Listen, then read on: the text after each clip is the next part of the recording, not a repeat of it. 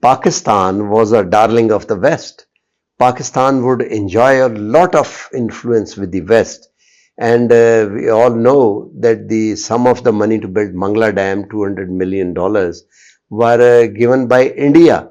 Well, now at the moment, both India and Pakistan are in the good books of the West. So we are in as good shape as we were in 1960.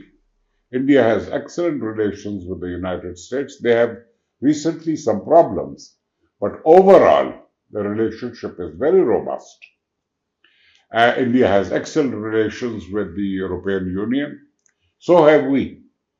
So, at the World Bank, since 1960, since they did the Indus Water Treaty, has been involved in resolving water interstate issues in all parts of the world. You know, transboundary rivers are the majority rivers.